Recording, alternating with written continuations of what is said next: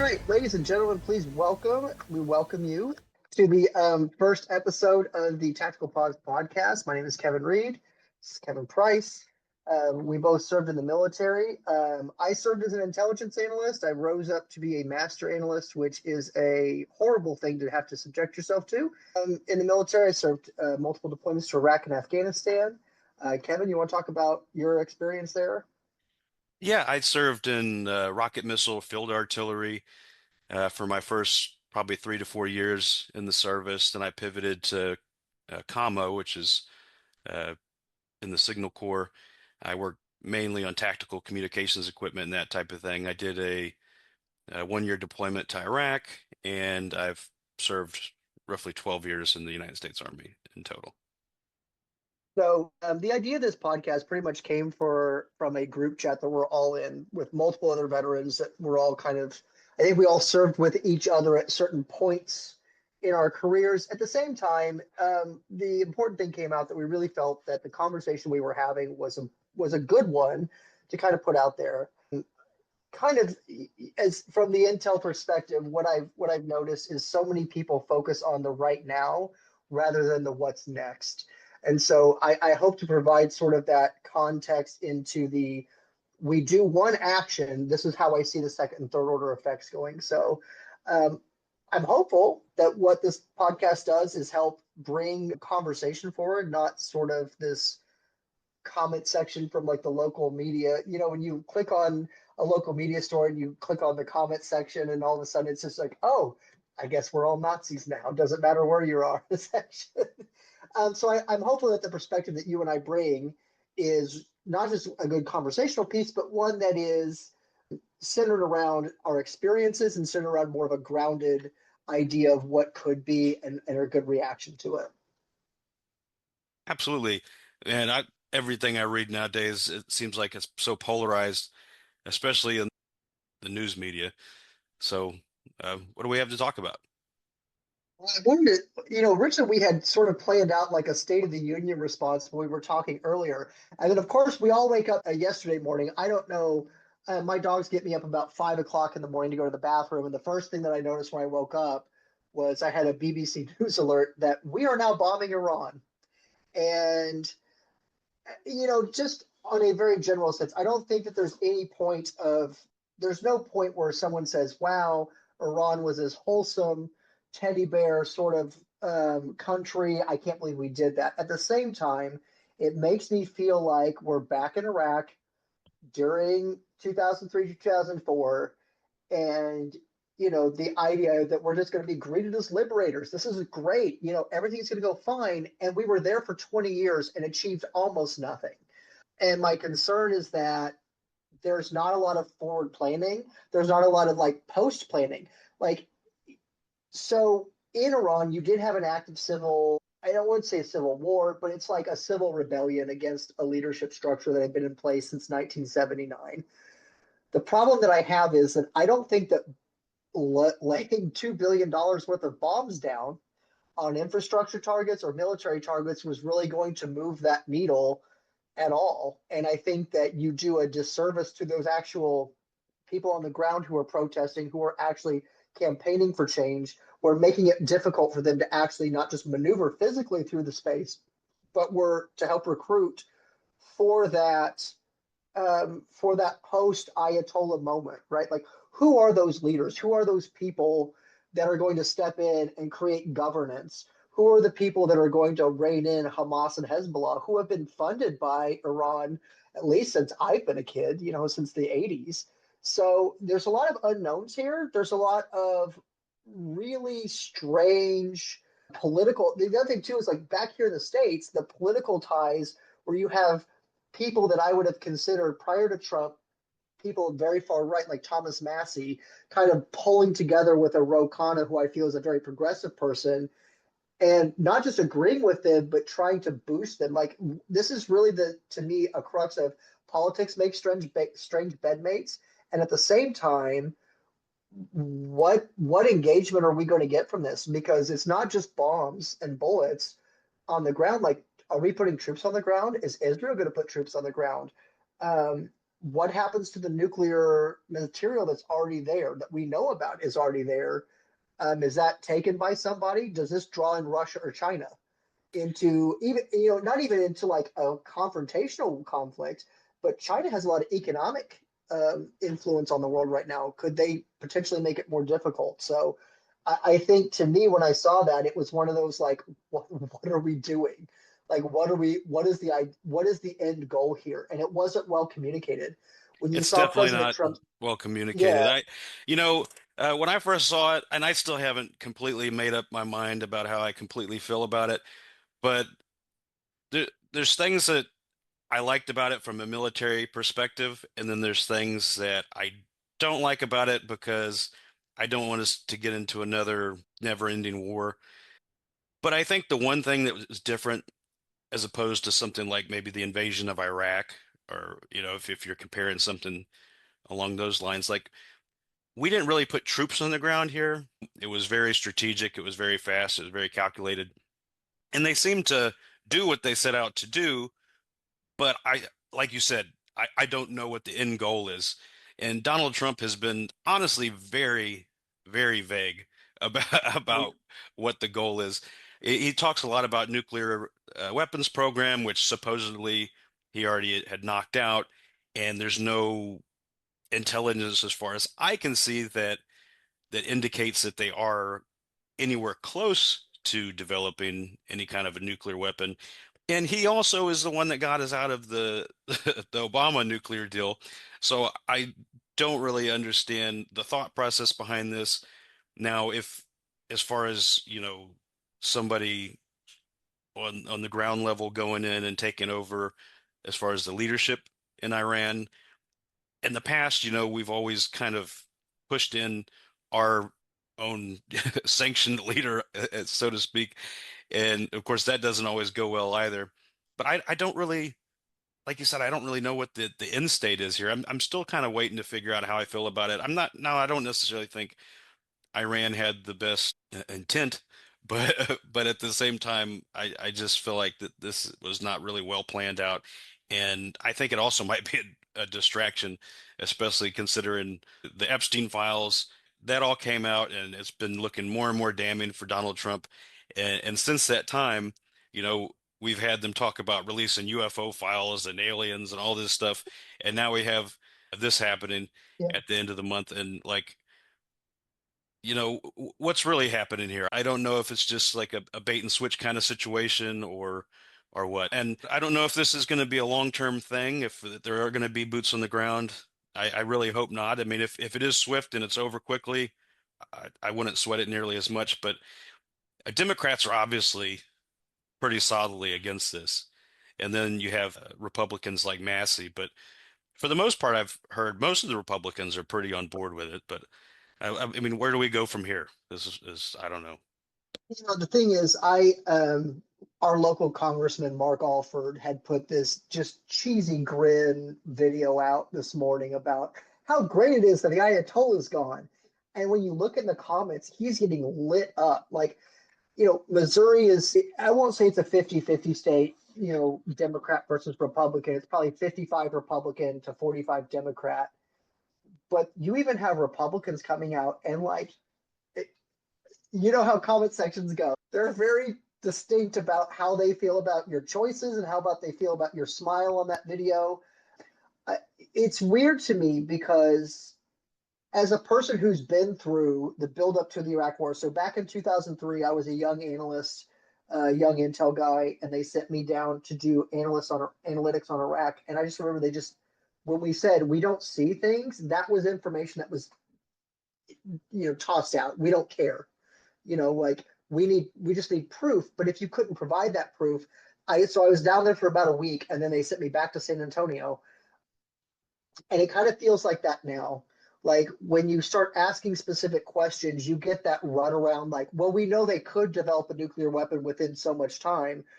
Well, one, we know that Iran's capabilities to project their power is regional. It's not global, right? They don't have an ICBM capability. So even if you put fissile material in a warhead on an Iranian rocket, the most it can really get might be some southern parts of Europe, but you're really talking like very southern Italy, parts of Spain, maybe, and that's in good weather. So, is there really a threat to NATO nations from Iran? Probably not. They were probably years away from developing that technology. The Russians would have helped them, and that's why we ask our elected officials to come to the Congress to ask for a declaration of war. This is what I want. This is what I see the threat is. Please give us a declaration of war to get to this end game, right? We want to get from here to here.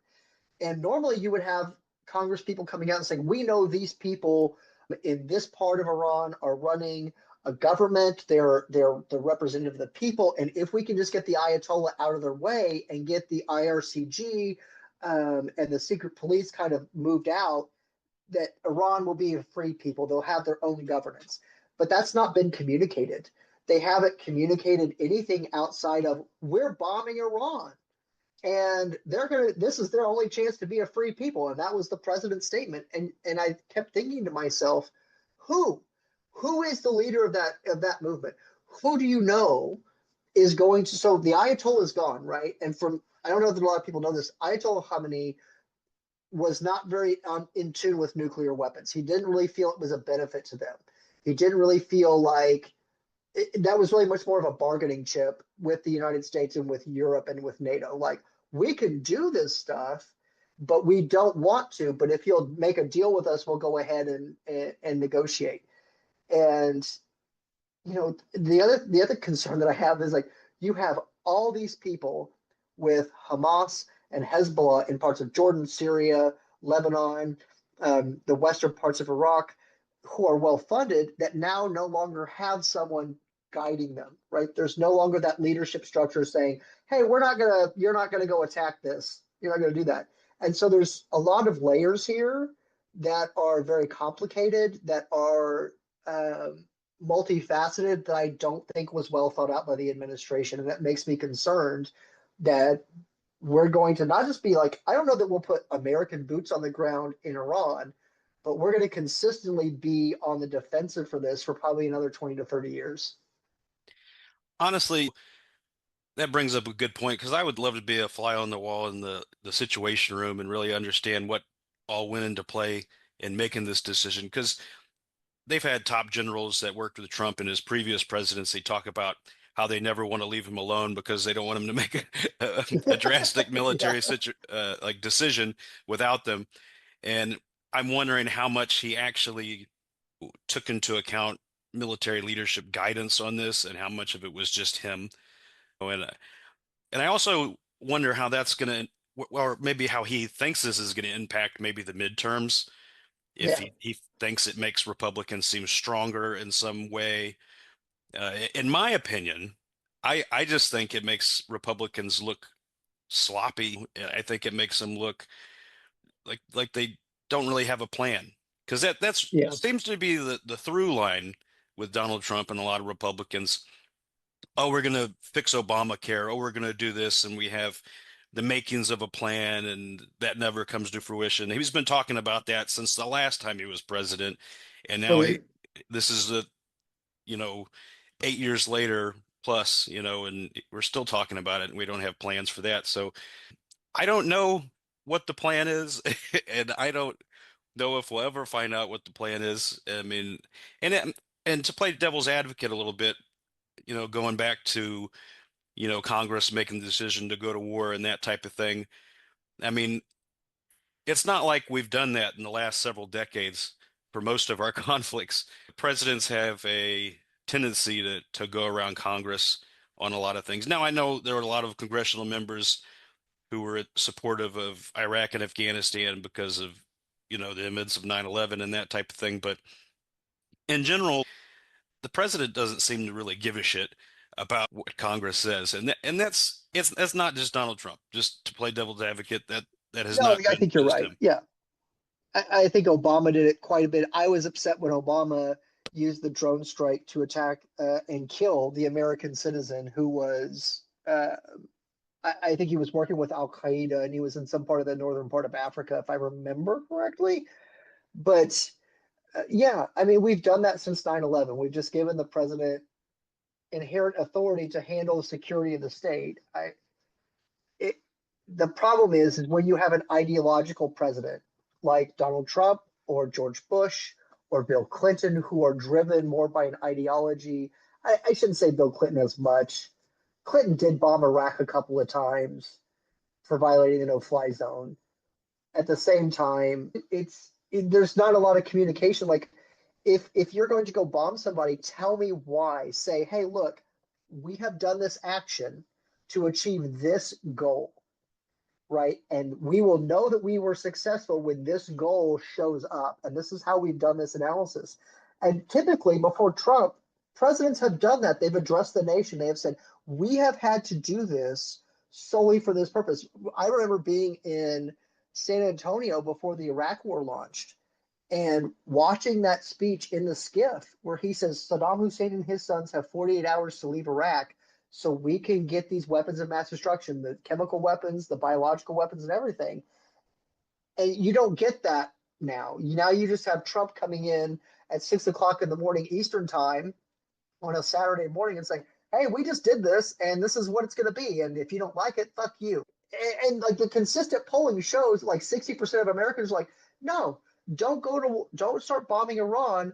We have problems here at home. We'd rather you focus on the issues here in the United States, where you've got an affordability crisis, where everything is more expensive, where everything it's not just like groceries, it's utilities. My wife even mentioned that she was looking at her utility bill and she goes, we've used 20% less electricity from this time last year and we're paying 10% more. How does going to war with Iran fix that bill? Right? Like, Yeah, and I also think it's just a big contradiction to a lot of things he said in the past too, in my opinion. I hate to get back to it, but the Epstein files, I think that has a big part of it. I definitely. also see that he's hyper focused on the midterm elections. I mean, you see it in a lot of things that he's doing, claiming that there's fraud in the child care system, things he's doing with ICE. And in Texas, they flipped. Well, they didn't flip. They they redrew the maps to get five new congressional seats, and then California did the same thing. They went and found five new congressional seats, and they have other states trying to do the same thing. So I think Trump is really worried about the midterms, especially considering there's a really high probability, and he said it himself, that he's worried that he might get impeached again. And of course, I don't really think much on the impeachment unless they end up actually removing him, because uh, Yeah. I think that likelihood is probably low. But I think he's worried because he's probably more worried about what might come out in the Epstein files if it is Democratic controlled. Because if Democrats do control it, I can almost guarantee you we're going to see a lot more happen to him. So Well, I don't think he gives a shit about the Republicans as much as he does about his own future. So yeah, I think you're right. I think that a lot of this is a calculated response to keep the effort and the focus off of his involvement in the Epstein files. When, NPR came out with that exclusive, that 20 pages of somebody who accused him of raping her when she was a minor.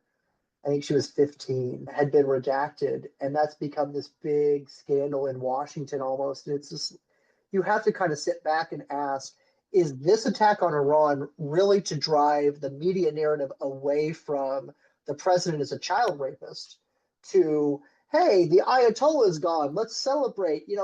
There was a Simpsons episode when I was like probably 15 or 16 years old where the joke was all these baseball players came to Springfield and they voiced themselves like Mark McGuire, Sammy Sosa, all these other people. And they said, do you want to know the horrible truth or do you want to see me hit some dingers?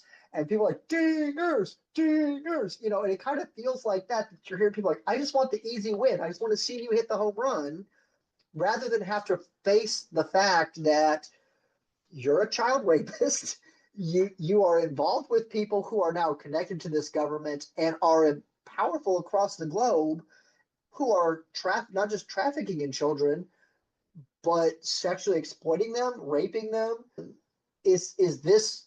It does make it feel like this is kind of like that obfuscation from this is what Iran has done to this is what I want you to focus on, so you don't worry about these missing files here.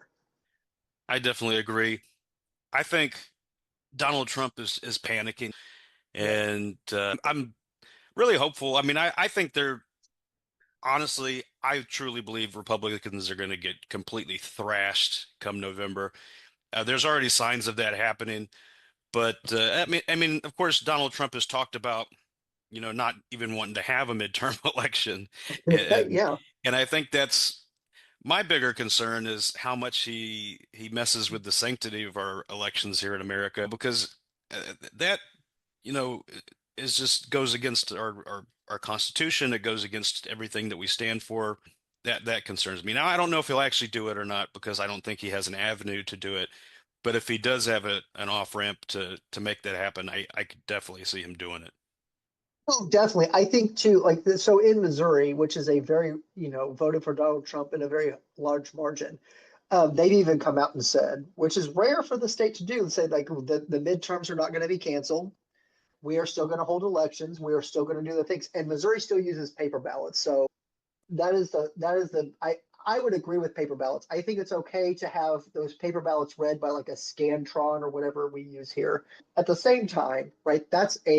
You can't mistake that, right? Like you've it's like an arrow with a broken part in the middle. You have to fill in, you have to fill in like okay, but you can do it at the top too. You can say I'm only voting for Democrats at the top, and that will just register your vote for every Democrat. And as much as I have not liked how the Missouri Democratic Party has abandoned a lot of the rural parts of the state, I still vote for them on the sole factor that there's so many people in the rural parts of the state who are just. I let me say this. I think there's a lot of Democrats right now in Missouri who are going to do very well in the midterms because there's a lot of disillusioned moderate Republicans who did vote for Trump for no new wars, who wanted to end all these foreign wars, who wanted to make sure that life was affordable. And so, when you go on to our congressman's section, and we're kind of split so between Mark Alford and Sam Graves. There are people who voted for them who have said, "I'm done voting for you." Now, that may not mean they're going to vote for Democrats, but it does mean that they are now saying, "Hey, you are not my candidate. You are not going to be the person for me," which is a big step because the two congressmen that we have in our area had been in I think probably like I think Mark Alford's been in about 8 years and Sam Graves has been in 30. So to have that kind of like rural pushback against this blanket, yep, we're just Republicans and we're going to do what Donald Trump says, and it's not working for them anymore. So the hope is maybe they'll sort of manage their message a bit and come out and say, hey, look, no, we're not with this. Or I mean, Mark Alford already did, but Sam Graves has been famously silent about Donald Trump this term. So that's an interesting change here, at least in a very red state. Well, I'm originally from Texas, and now I'm in Washington State, and I can see a big difference. I mean, in in Texas, I came from a very conservative district, and I think most of the conservatives where I'm from in Texas would never go against Donald Trump. But I do see a big difference here in Washington State. We have, I think he's Congressional District 4 in Washington State is Don Newhouse, or maybe it's Dan Newhouse, Representative Newhouse in, in District 4. He actually was for the impeachment of Donald Trump, and he has actually been outspoken about some things. I mean, not everything, sort of like Massey, but he's not running again because of, I'm assuming because of some of his discontent with Donald Trump. And he's been in, sure, I don't remember how many terms it has been, but it's been quite a bit. There's a different dynamic here than there among Republicans than there really is in Texas, in my opinion. But that also opens up Democrats to a seat, here in Yeah, Washington State, because it's so much easier to win an election when there's not an incumbent. Yeah, and I just and as far as the sanctity of our elections, the voting is very different in Texas versus Washington as well. Like you still have to stand in line to vote in Texas. Here in Washington, you don't have to go to a polling place. You either can mail it in, you can even vote like digitally, and that's how I voted the last two times. It's a lot different. And now I know a lot of Republicans have issues with that. I mean, mail-in voting, which mail-in voting is very important, and I think it'll hurt Republicans a lot more than they think because A lot of their voters are very elderly and old who and need that. military, Yeah. when we were in the service, I voted by mail uh, when I was in Germany and Iraq and all over, and that really hurts our veterans. That really hurts the elderly, and I don't think they think some of the things through, and I don't like the fact that California has to change some of the rules so that they can get 5 new congressional seats. So I don't like that. I mean, I've expressed to some of my Democrat friends that I just think it's a slippery slope when we just start redrawing lines and gerrymandering and doing all this. I mean, I understand why that they feel they have to do it because of what Texas did, but I just think it's a slippery slope to start, you know, kind of changing the rules of the game just so we can win an election. Yeah. I'm all about fair, and that to me just doesn't seem very fair. So Missouri did the same thing. They redrew their congressional lines to draw. In Kansas City, we have Emmanuel Cleaver, who pretty much represents Kansas City, Missouri, in a very small district. And they've cut that district up in an attempt to make sure that there's no Democrat out of Kansas City. Part of the reason for that is because in Missouri, St. Louis and Kansas City police departments are run by the predominant party in power, meaning that citizens of Kansas City and citizens of St. Louis have no say in their law enforcement. That is run out of Jefferson City based on the majority party. And so part of it is that. Part of it is that Trump said, hey, I want these new districts drawn. The issue that's funny to me is that when they drew the new districts, you've put more blue people into these red districts where it might have been a 51-49 split in 2025, so 2024. You're essentially watering those districts down. You're making it more competitive, especially in a year when the president traditionally loses um, seats. So you're talking about a transition year where a president in the predominant party usually loses support in the House. It is very possible that Missouri, who normally just has two Democratic representatives, may have as much as three, which would be hilarious to me because it's like the Republican Party has essentially done everything they can to put the Democrats out, and they may have done such a bad job that they've really been more inclusive of the Democratic Party and made it to where we're going to be more competitive in areas where we shouldn't be. So, my thing is, I think if they really wanted to beat Democrats, they should just focus on their campaigns rather than focusing on changing the rules so much. Because I, again, like you reiterated, I do think it hurts them more than anything. I mean, I think they're going to lose regardless. But I mean, I just think it just looks like them scrambling to make whatever they can out of it instead of focusing on what they probably should be focusing on, and that's campaigning against Democrats. And it's making them too complacent, in my opinion, and it may end up way worse for them than they think. So, well, and I mean, let me just give you a dispatch from a red area. There was a proposed ICE camp out here in central Missouri in a district that voted for Trump. I think it was like by 40 points. I think he won it by 40 points. And people came out and said, no, you're not going to put this thing here. And like what ICE is doing is they're going to all these old warehouses and stuff where these old jobs used to be. And the people in these communities are saying, no, you're not going to do that.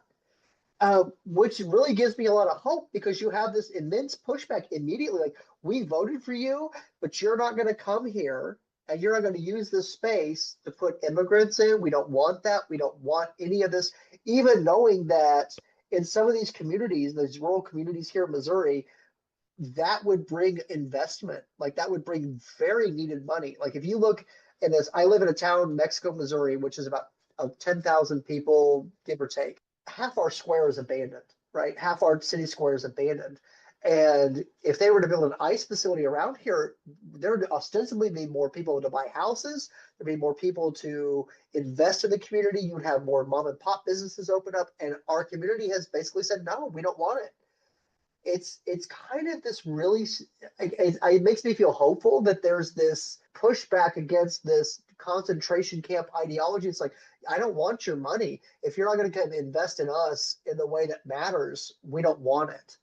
So my hope is that even with this gerrymandering, even with this uh, massive influx of federal money into areas that voted for Trump, that there's a lot of people pushing back on that, saying, no, that's not really what we want. So that's a good thing, I think. And speaking of ICE, I know they talked about even having ICE agents at the polls. I saw an article that was Yeah. talking about that, and I think that's a bad idea. But I think ICE and most of what they've done with ICE recently has been mostly bad ideas. And I don't think it's helping them because, I mean, there was a Republican business owner in Houston, Texas that ended up getting detained by ICE. There was a whole story on it. And I mean, how do you think the person feels now? You know, I mean, I'm not saying that they're not a Republican anymore. I'm not in their head, but you have, ICE going to these cities and terrorizing people. And when Republicans see that, you're going to have less people on your side than you did before Right. when you're going into their community and hurting their people. And the thing about ICE is they're not strategic, in my opinion. They say they're strategic, that they're going after certain people, and in doing so that they encounter other people, and they've had the courts say that they can discriminate by if somebody has a foreign accent or speaks a foreign language. There's so many people though in the United States that speak other languages and that were born here and that are naturalized citizens and so forth. I mean, Right. they those motherfuckers, they don't even know Puerto Rico's a U.S. territory. Maybe it's an education issue on their part, but I just think having ICE in any of these places isn't help. But you don't have them in the Republican states nearly as much, where you think you would have them in, say, Texas or something like that. Not that I'm saying to send ICE to Texas, No, no, but no, absolutely. Yeah. he's just pissed that he lost certain states, and that's what he's doing. I mean, he sent ICE to Maine. I mean, who the fuck cares about Who's Maine? What are you gonna find there, except for some just a whole bunch of white bread people? I mean, I just don't get his thought process sometimes. He acts like a toddler to me, and he's just wielding the Department of Homeland Security in a just a really childish way. the ICE reminds me of the surge back in '07, where he promised, recruits, we'll give you this amount of money if you'll just join. If you want this bonus, just join up with the army. And so my first Iraq deployment was during then. And you'll have people who are like, this is like Call of Duty. I'm like, no, it's not. None of this is like Call of Duty. If you get shot with bullets, you don't respawn. You're dead. It's final. It's over. And it was that lower standard, right? Like we talk about in government, there are standards of behavior, there are standards of accountability, there are standards of how we behave. And in 2007, we waived a lot of those because we needed people to come in. We needed the fresh bodies to come in and help us patrol the streets of Iraq. And what we ended up getting was a headache because these are not people who believe in a mission of governance. They don't believe in the mission of goodwill, that we're here to keep the peace between the Sunnis and the Shias, which is really the big thing back in 2007. And what ended up happening, at least on my first deployment, was you had people who would be in a situation where they killed like an Iraqi version of Alex Preddy or Renee Good, and all of a sudden, all the things that you've worked your ass off to build, all that goodwill you've worked with the local government, with the local law enforcement, with everything else is gone. It's vaporized. It's like it never ever happened. And so you're back to that square one where you're trying to reestablish that. But not only do they not trust you, they think that it's not just you, but the people above you are willing to negotiate down those standards when it fits them. So it's no longer me telling this Iraqi colonel, hey, look, I understand this soldier did this. We're very sorry. We're going to make sure that that family gets compensated, but we still need to move forward. And this person's like, why? What's to move forward with? You guys let this person wear this uniform, physically be here, and this is the person they were, and you're asking me to say, hey, look, that's not what Staff Sergeant Reed says. I would never have allowed him in. But people above you did. So when you lose that chain of authority where people believe that, at this point this was President Bush, but that President Bush was allowing this and it didn't matter what I said because the people above me would just let whatever happen happen. You're now in a quagmire because now I can't really work with my local governments. I can't work with the local forces. We're having to put our own people on the streets versus the Iraqi police or the Iraqi army because they're no longer willing to work with us. And so this is really what you have with ICE here in the United States. If they really were going after the worst of the worst, you don't, and that's the other thing too, you don't need to militarize the way ICE has. The kitted stuff is nothing more than just a show of force. It's meant to intimidate, right? Like when I would go into Iraq, I had a plate carrier. I wasn't looking like ICE agents. I looked like just kind of a guy who was like, you might see me flanked by press people. Like I didn't look like I had um, all this stuff on me because I didn't. And that was intentional. I didn't want you to be afraid of me. I didn't want you to think that I wasn't approachable. I didn't want you to think that I wasn't someone you could trust. And when you put that on people in ICE, who are, by the way, grossly overweight, grossly not meeting federal standards for law enforcement or any sort of enforcement mechanism, the message that you send is we're not for the illegal. We're also not for you. So I think you drive unnecessarily a resistance against that. If your true goal was to go to Minnesota, get these illegals out, these violent offenders out, you would have the ability to do that. That doesn't require you to have somebody in like just full stormtrooper gear. Well, I think when ICE was first founded, their purpose was, I believe it was counterterrorism, which I think they're far away from that now. But a lot of what you said just speaks to the way they recruit. You know, they, I read an article, I, I can't remember what news outlet it was. I believe it was ABC maybe, where they had a reporter apply to be an ICE agent, and she had smoked weed, so she tested positive for THC, and they still hired her, and she was supposed to submit a background check. However, she never filled out the background check paperwork, but they went forward with the hiring process even without that. So if that tells you how lax the recruiting process is, I mean, and you have, like you mentioned, overweight, and they have zero rules of engagement, it seems. I mean, Yeah. when you're in the service, if you're overseas, we have all these things. You don't shoot somebody unless shot upon, and you don't shoot somebody in the back. You don't do this, But you think the most basic thing, in my opinion, would be do not shoot somebody that's unarmed. You've seen this with police brutality and that type of thing. You have a billy club, mace, and all this other stuff, and the person's unarmed, and your first thought, A, B, C, D, let me go straight to the gun because Yeah. you're too big of a pussy to actually do what you need to do your job. Like if you can't do that job, that gig is not for you. A lot of people want to see the draft come back, and I've always been like, nah, there's a lot of people I wouldn't want to see in uniform next to me. I, everybody's not cut out for it. It can be stressful. I mean, it's not, and a lot of people, you mentioned Call of Duty, a lot of people think when they're getting into this, it's going to be like fucking Die Hard or some shit, and it's not that. It's not, the military, most of being in the military is fucking boring. Yeah. It's a little bit of action and a lot of fucking boring, and these people living in their mom's basement or whatever finally got a fucking job. They're masked up, too afraid to show their face, and they're killing unarmed, not even illegal immigrants, not even undocumented immigrants. Americans, people born here.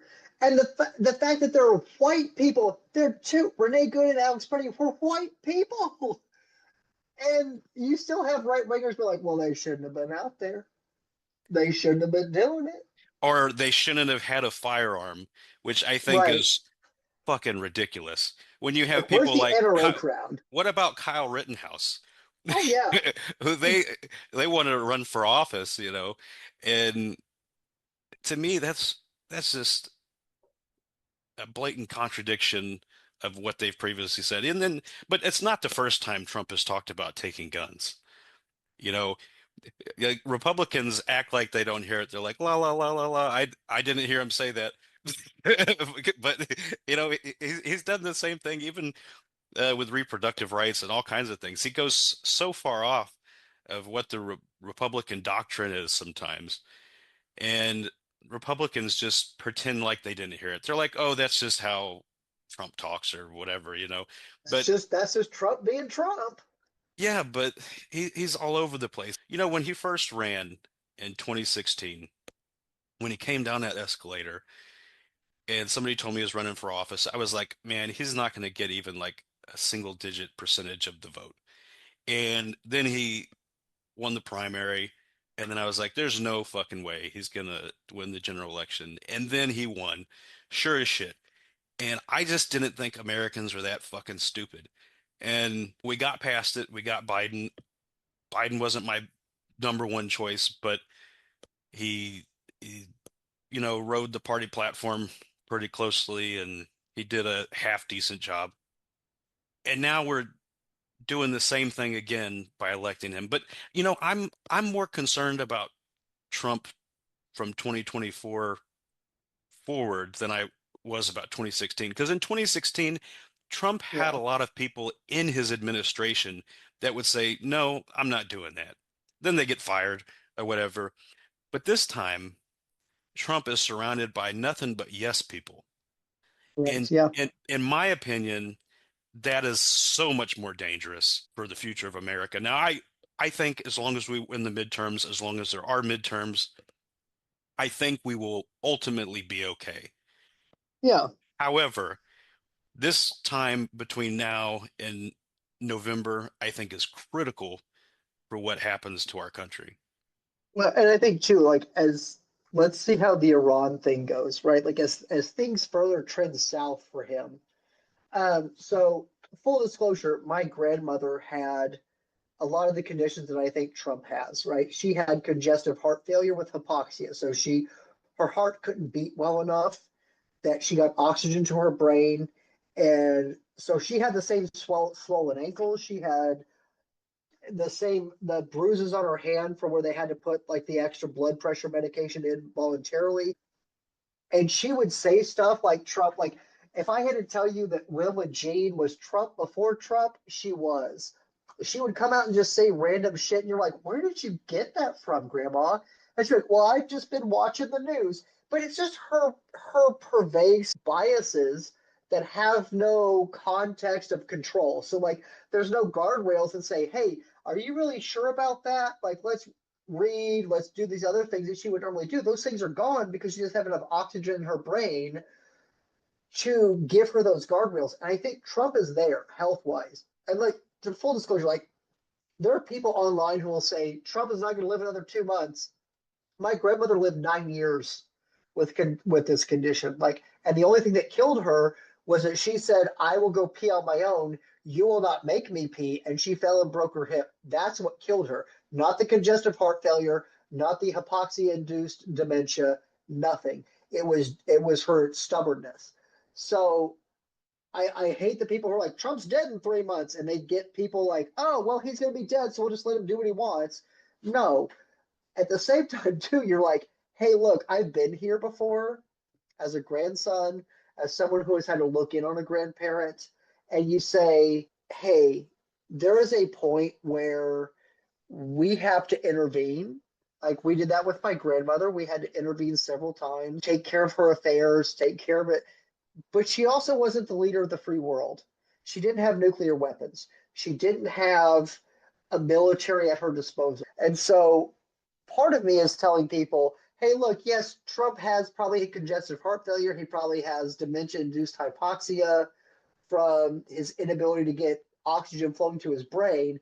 But the people around him who enable him are taking, like, that's the other thing, too. If you look at a Stephen Miller, a Russell Vought, a Besant, any of these other people, they're financially benefiting from Donald Trump's presidency. They're getting everything they want from this. And it's an exploitative means into having a president who is willing to just sign off on whatever you want, and you're just kind of riding that gravy train until it ends. And so it will not be like my grandmother, where we go in after she's passed and you realize there's not a dime to her name, and we just have to kind of get rid of everything and move on. Like, there's going to actually be a reorganization of wealth, I think, from this, but it's not going to be anything that you or I notice, right? Like, we don't have the kind of money that's going to be affected by this, but there are people at the top that are definitely exploiting Trump's presidency for their own personal profit and gain. So, Well, I think you bring up a good point about his health, and you know, a lot of people might compare that to Biden because, Biden, I think he stepped back a little too late, and that's why we have Trump. And then, of course, you had Harris, who I don't think was as popular as Democrats had hoped she would be. I mean, yeah. shit, Donald Trump won the popular vote, which I'd never thought I'd see a Republican do for quite a while. But he won the not only the electoral vote, but also the popular vote. And it feels like we keep going towards these like, and I'm going to sound like an ageist, and people are going to say I'm ageist. I don't really give a fuck, but I. It seems like we're just pushing the bar every time we elect a new president. Like, how old can this motherfucker be? Mhm. Like, Yeah. because you know, I mean, and I was a Sanders guy in 2016. I was feeling the Me burn, too. but like, where do we draw the line? Like, we have to come together as a people and agree that at a certain point you function less well than you did prior to a certain age. I don't know how many 80 and 90-year-old people know, but like most of the ones I know are not on the up and up. So Yeah. I think we need to come together collectively. Now, I think we do have a lot of really good candidates for the next presidential race. None of them have announced yet. However, I think we can draw a pretty good conclusion on the at least the front runners.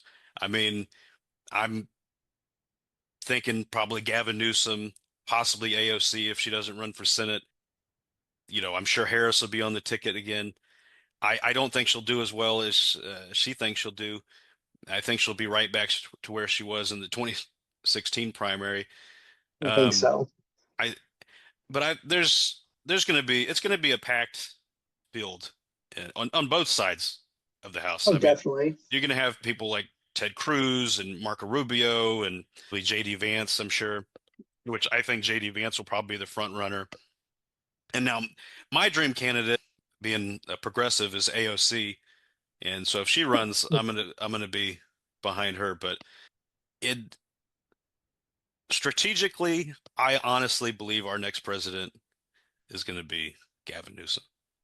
I just think I Yeah, I'm with you. AOC would be my dream, right? Like, I think that if we embrace the youth movement, that's the best part moving forward. I don't know that the major electorate is there though, too. That's the other concern. Like, if we put an AOC up and this is our nominee, is it she's a brown woman and because of that she's got two strikes against her being brown and being a female? I think there's been that secret report. I shouldn't say secret because it's out now, but the Democrats put out that report that Kamala's support of Israel in Gaza cost her votes in the election. I don't know that that was enough to cost her the election. I just don't. I think that AOC is my dream candidate. I would love that. This goes back to 2016 for me too. Like, when Hillary finally won the nomination, Tim Kaine was not going to win her the presidency. Tim Kaine was the safe choice. Bernie Sanders as her running mate would have. I'm a firm believer that if Hillary would have nominated Bernie as the nominee, as the vice presidential nominee, she would have been the president in 2016. Like, you would have galvanized this Democratic base. The pro Bernie people with the centrist Democrats would have had an amalgamation enough to win the presidency. At the same time, there's a part of me that's like, this is a benefit to us in the fact that we now see what happens when government goes wrong. when government is used for the powerful. And this gives a lot of younger candidates, I'm middle aged now, sadly, and a lot of people younger than me have a lot of really good ideas, a lot of good momentum. And I want to encompass that and encourage them to run for office because I think that is not just the future of the Democratic Party, I think that's the future of America. And the regressivism in the Republican Party is a good contrast to run against. When you say, hey, Donald Trump is for these things, he's for, you know, all these endless wars in the Middle East. He's all for helping. He's not America first. He's Iran first. He's going to be Israel first. He's going to be all these other places before you. I think gives Democrats like a really good, you could just run that as an ad and be like, I want to work for you. And I think that makes it a good contrast in this next election cycle for Democrats to really make a lot of really positive gains, as long as they're running the right candidates, right? Like the Democratic Party in Maine, you talked about Maine, Graham Plattner, who is a veteran who is running for office, has been finding a lot of pushback, well, not a lot, but some, with the former governor of Maine. And it's just like, look, you're never going to have a candidate that's 100% perfect, right? Did Graham Plattner have issues? Like, if you were to go back to my MySpace profile, would you find pictures of me wrapped in a Soviet flag because I was mad that my unit in Korea refused to pay for midnight chow so the night shifts starved? Yes, you would. That picture exists. At the same time, outside of that context, is that easily dropped when you look at like what is reasonably done? I think so. And so I think the Democratic Party has got to drop this convention that we've had since I've been a child, at least. My parents were OG Democrats, and saying, like, you don't have to be perfect. You don't have to meet the standards. You just have to be willing to say, I'm willing to work for the people because this sucks. What we're living in just is not working for people anymore.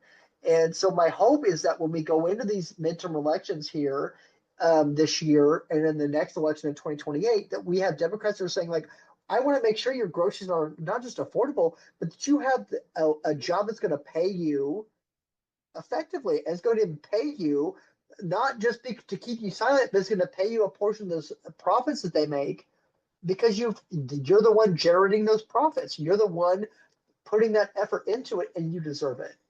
I do have to disagree with you a little bit on especially on the AOC thing. Now, I don't if she runs, I'm going to be on that train until the wheels fall off. However, I do not think I don't think she'll win, but I don't think it's because she's brown and because she's female. Hillary, she won the popular vote. Yeah. She's female.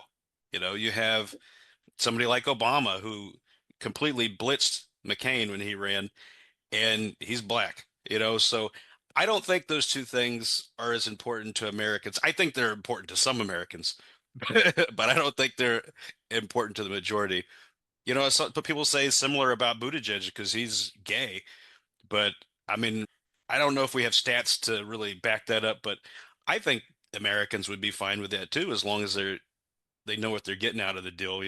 I think who Newsom or whoever it is, but I think a lot of people have put Newsom and Harris on a ticket or on their dream ticket and things like that. I think the vice presidential candidate, and I know a lot of people say that vice presidential candidates don't win elections, but I think it'll be important because you can't have two candidates from California, because Oh, I it's agree. just going to Yeah. be entirely too fucking left for people. And that's why I think people wouldn't vote for AOC is because she's a little too far left for people. I mean, the, there's what people Republicans think left crazy is, and there's what Democrats think right crazy is. And Yeah. and she's although they say it about every Democrat, she's a little too close to that as opposed to, a candidate like Newsom. And Newsom's pretty progressive. He's, Well, I but guess my question to you do you feel like there is a line? So with progressivism, is there a line that you see as unelectable? Like what is the unelectable line there? Because to me, because I'm a very progressive person, like AOC is kind of like my dead center. So like from your purview, do you see like she's too far left for a general electorate, or do you see it that like if with the right vice presidential candidate to balance that ticket, she's electable, but without it, she's not. She won't have the support of the Democratic Party in the way she needs to have it. I mean, she's too left for Democrats. And now don't mean people on the ground. I'm talking about for the Right. party. Right. I mean, she's for universal health care. I believe she's for UBI, or universal basic income. I mean, those are things that the Democratic Party doesn't really want to move away from Obamacare. There's a lot of people in the Democratic Party that say that, but they don't really want to, Right. because it's too many moving parts. And there's a lot of clean energy shit that she's on. Like, she was the one that authored the Green New Deal, I believe. And you have somebody like Harris who's for fracking, which there's so many people on the left that are against it, but we fucking made her a candidate in the general election still, because Democrats take money from big oil and big pharma and all those things Of just like course. Republicans do. And that's why I don't think AOC can win. I want her to win, but I also Right. I call myself a pragmatic progressive, which I think I heard the mayor of Minneapolis call himself that, and I'm still in it.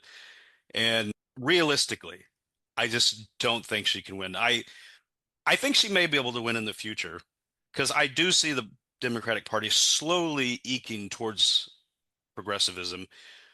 But I just, like, in Texas, when I was involved with the party, I would say the majority was moderate to conservative Democrats, and Yeah. progressives were kind of the outcasts within the party. Here in Washington, it's a little bit different. I would say progressive to moderate is the majority, in conservative, moderate to conservative, or more outcasts among the party. But the if we're going to get a truly progressive candidate like a AOC or a Bernie, I think the platform needs to change at the Democratic Oh, Party, the DNC yeah, level. 100%. I think that, yeah, I was going to ask you, this is my question to you for this week. How do you feel about James Tallarico? Like, what is because you're originally in Texas. I like him a lot. Like, I'm real high on James Tallarico. How do you feel that he fits into the Democratic messaging? I do like James Tallarico. I like Jasmine Crockett too, and I would never speak ill of either of them. I do think Tallarico will be the one that wins. I think he is very well spoken. I think Jasmine Crockett is too, but she kind of rose to fame after talking shit to Marjorie Taylor Greene. And I think that's why she's as popular as she is because some of the Okay. showboating and things like that. She hasn't, really authored any bills that are significant in her time in Congress. And I just don't see her as the person to drive that seat home. But if she was in the seat, I think she could do well. But I just think Tallarico would be better. He seems a lot more thorough. He seems a lot more well versed. And I mean, he's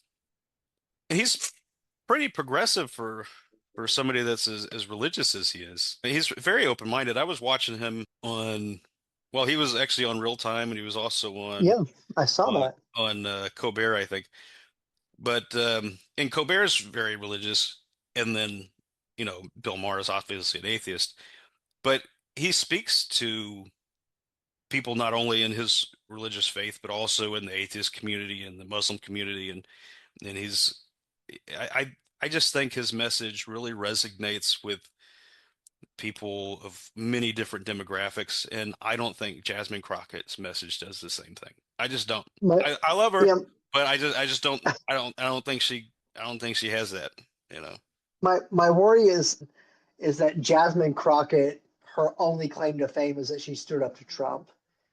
And if you're electing an official who is just hypercritical of an administration, I think that you pigeonhole yourself into that conversation, right? You can't be as broad as Tallarico can. I think that as an atheist, I am a firm believer that the Matthew 25 parables are great ways to live, right? Like we say, what we do for the least of us. I don't believe that's a definition of what we do for God. I believe that's a definition of what we do for a civilization of a society. And so Tallarico speaks to me in that because as an atheist, I can say, I'm willing to put my effort and my money and my heart into helping the people who need it. Those who are hungry, thirsty, homeless, those who don't have adequate clothing, etc. I think I love Jasmine Crockett because she can put MAGA officials in their place in the House, but and maybe this is because I'm from Missouri and she's not a feature of my life beyond what the media puts in my life. Like, I just don't see what she adds to the conversation or what she will do more than just stand up to Trump. Because for me, Donald Trump is gone. Like, if the midterms happen and the Democrats win, you know, I don't even want Trump to be impeached. You could just undo every signature policy thing he's done and sign it into law or override vetoes, and he's nothing more than a figurehead. I don't even think that's what Trump wants. I think he just likes to be the president. I don't think that he wants to be like, this is my legacy, this is what I've done. I think that he just like, I'm the president, fuck you. And so I think that you could work your way with the right people into getting what you want. And I so my I word actually is I that, have like, to push back on that. I think he does care about legacy. I okay, really do. I That's why he goes throwing his name on buildings and shit. I because because he knows how shitty of a person he is, and he wants to leave a mark to make himself feel like he's not that shitty person. Because I think he's very aware that history books will not be kind to him. I think so, yeah. I think he's very aware of that, and I think that changing the Kennedy Center to the Trump Kennedy Center, the Trump Kennedy Memorial Center, I think, which just is fucking nuts. But like I think he's trying to leave a legacy. The ballroom too, which I kind of halfway don't give a shit about, but But who ballroom dances anymore? It's 2026. yeah, Who's dancing like that? Like, why? yeah. I think he does care about legacy. I mean, I wouldn't be the least bit surprised if we have another Trump running in future elections, you know. Yeah, probably. Oh, definitely. I mean, I'm my one thing that I was happy about when he got reelected was that this was the last time he could get elected. That was the one thing that gave me comfort is that I was like, well, at least he can't fucking be elected again. You know, after this, no president will be ever be that bad. I hope not. You know, it's a fucking low bar, you know, and I don't know. But back to Tallarico, as much as I love Tallarico, I think if anybody can win the Senate seat, it's him. But he's still going to have a hell of a battle in the general Oh, election. definitely. Oh, yeah. And I only was in Texas for a couple of years as a young soldier. So outside of like the big cities, it is very conservative. But my hope is that like Tallarico's appeal to the biblical Jesus, the actual red letter text that I grew up with, I'm hopeful will turn enough people towards him, or maybe even not towards him, but like, hey, I just won't vote. God's got this, and maybe they don't sit. Maybe they sit out this election, and maybe he wins. I think that's a really good sign for Texas. I think that Tallarico is one of those people who I think can speak to communities that Democrats traditionally don't speak to because they've been told that they're, or congregations have been told Democrats are unholy or demonic or whatever it is. And I think that Tallarico can kind of pierce that veil for them and Well, give them an anchor out. well, if he makes it past the primary, which I think is over on Tuesday, um, you know, he'll have an uphill battle. But you know, I think he can do it if he goes into the right communities. I mean, like you're saying, in those rural communities, and I mean, he gives off youth pastor vibes, so I think he'll be good there. But yeah, I mean, I if anybody could do it, I think it's him. Texas has been close to flipping in the midterms for a long fucking time. It might have been 2018, maybe. I think we had a lieutenant governor candidate running. His name is Mike Collier. He's actually running again for lieutenant governor, but he's running as an independent, I believe. I don't know why the fuck he's doing that, but because he shouldn't, because he was the closest race out of anybody that year. He was Yeah. within like 3% maybe of winning, and that's in Texas in a statewide race. So Texas isn't as red, I think, as people think it is. So there's a very real possibility that Texas could flip in the midterms. I don't know if it'll happen. We've been saying it's going to happen for the last fucking decade, so I don't know if it'll happen. But um, I mean, I'm hopeful, but I'm also, you know, kind of a realist too. So I don't know. I was kind of hoping Beto would have flipped it against Cruz in the last election. I guess my question would be, from your perspective, when you Beto look at, Beto will never come back from his gun comment when he said, "Hell yeah, we're coming for," or what did he say? You damn straight we're coming for your AR-15s. Something like that. He said that yeah, at the debate, and I'm like, yeah, that's gonna live on the that, internet forever. It, I don't know if he'll ever recover from that. He does a lot of work on the election level, supporting candidates and that type of thing now, but I don't know if he has a future as a candidate. I guess my question is like, do you see, like, if you were to pick a Republican candidate against Tallarico, who do you see as beneficial towards Tallarico? Is it John Cornyn, or does Ken Paxton's campaign make it more favorable for Tallarico based on your experiences in Texas? That's difficult because I think Cornyn's a pretty weak Republican, in my opinion. I just think he's a weak candidate. I think he has the best chance against Cornyn. Okay. I don't know. I always felt it was the opposite. I felt Cornyn had the statewide movement, like the statewide sort of appeal. And I think that I just kind of felt that this is from a person from Missouri, Hmm. that the bipartisan appeal that Cornyn had with working with certain different politicians made him more palatable to people who would otherwise have bristled at Paxton. I don't know. That may be true. That may be true, but you know, from my perspective, Texans don't hear a lot from Cornyn. He's not a very vocal candidate. You know, a lot of Texans wouldn't know who the fuck Cornyn is if you told them. They know who Ted Cruz is, but Yeah. nobody fucking knows Cornyn. But Okay. and I think Republicans, the fact that he does work in a very light bipartisan way, um, I don't think anybody gives a shit. I That's just my opinion. But um, Ken Paxton should be the weaker candidate because of his history.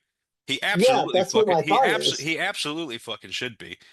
But that is like the standard for Republicans now, I think. I think it's to be, Oh, gross. Like you that. know, I don't know. I Republicans are going to fight for that seat no, regardless because I think it's a very weak seat for them. I think if any race gets flipped in the midterms in Texas, I think it's going to be that one, and people are going to be watching it, very closely.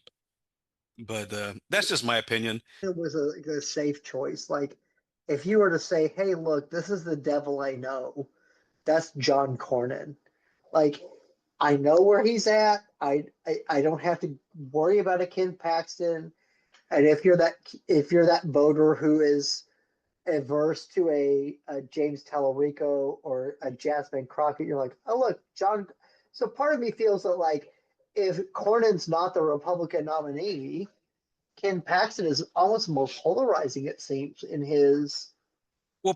his, Paxton, he's been in trouble for a lot of legal shit, but yeah, there was one time started pulling people off the voter rolls because they had foreign sounding names, and you had to go back and re-register if he pulled you off yeah, the rolls. And then they came back and said, no, that's illegal. You can't do that.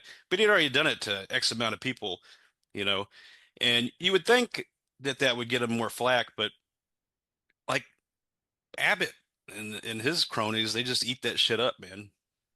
It's just so weird to see this Republican transition, where you have this John Cornyn, who's been this Republican stalwart for years, versus a Ken Paxton. The Republican infighting seems to be this divergence between what has been versus what will be. And I don't know. I just, it just seems so weird where if you had a Republican or a Democratic candidate, you generally knew where they stood. And then anymore, the Republicans seem to be in these very just different tracks of ideology, different tracks of governance, and I don't know. I just kind of feel like when we talk about the midterm elections, we're talking about like what who is sane and who is not sane, and like what is reasonable and not reasonable in the Constitution. So I think that's an interesting conversation that will flesh itself out. I don't think a lot of Republicans, especially the hardcore ones, I don't think they give a fuck about sane. That's probably true. At this point, I don't think they care. I really don't. I I think the more insane it is, like, because there's so many times I can't tell you how many times Trump has done some shit, and I thought clearly this is gonna be the thing that breaks his support, and they just double down and double down and double down, Yeah. and I don't think they have a limit. I really don't. I I don't know if there is a limit, we haven't found it. I mean, he's lost a little bit of support, but man, I don't know. They my hope for their soul is just fucking gone. I don't know. Well, and this is all stuff that we say is like soul defining territory, right? Like, should you allow a government to behave in the ways that we're doing? I don't know. It's so hard for me personally because we don't ever put people in positions where their humanity is in question. And it feels like with this administration, everything that we do is about the definition of what is a human and what is acceptable. And when we have those conversations and we say, absolutely, people who have crossed borders without authorization, who are doing things that we don't like, we want to move out of the country, but we do it in the ass way possible without telling people, hey, when we take these people out of the country, that means your green bean cans are going to go from 30 cents a can to 90 cents a can, because the people who are going to do those jobs are no longer people that don't have rights. Now they're going to negotiate for higher wages. Now they're going to negotiate for this. So your can of green beans goes from being 25 cents a can or 30 cents a can to $1. And it's just so short sighted. It's so everything that the GOP has done since the second Trump term has been not just short sighted, but just absolutely just stupid. Like shoot yourself in the foot just to do it. Yeah, I don't think they're thinking about the long term. They, you know, I said a lot of Republicans don't really have a limit when it comes to shit that's insane. But I think there's different types of Republicans, and just like there's different types of Democrats. There's the ride or die Republicans, that ones that'll be with Trump no matter what the fuck he does. And then Yeah, there's the moderate to liberal ones, which I don't think there's that many liberals. Maybe Arnold Schwarzenegger is the only one. But I but are Rockefeller Republicans, which I don't think exist anymore, which are actually right. pretty progressive.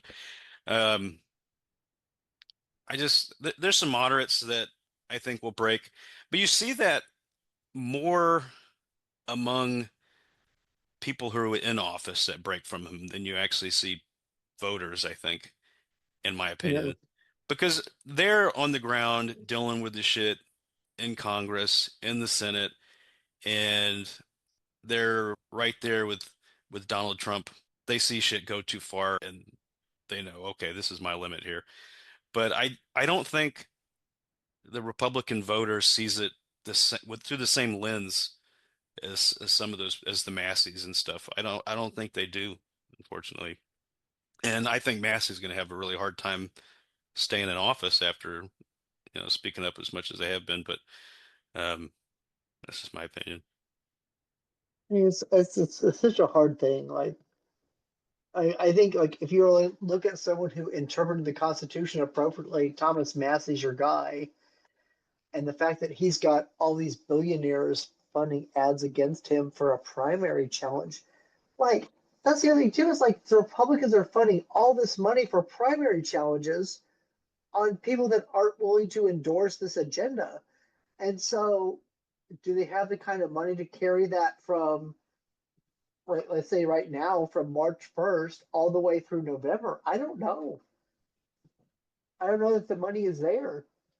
Maybe there's some donors who are like, we're accepting this, we're going to take the L, but we just can't run, a Thomas Massey as a Republican. We have to stand up because Trump is going to make sure that we get these extra contracts, or we have these benefits, or we have these any of the other things that he'll grant you as president. Like we'll just fund candidates who are going to give him the platitudes and the love and everything else.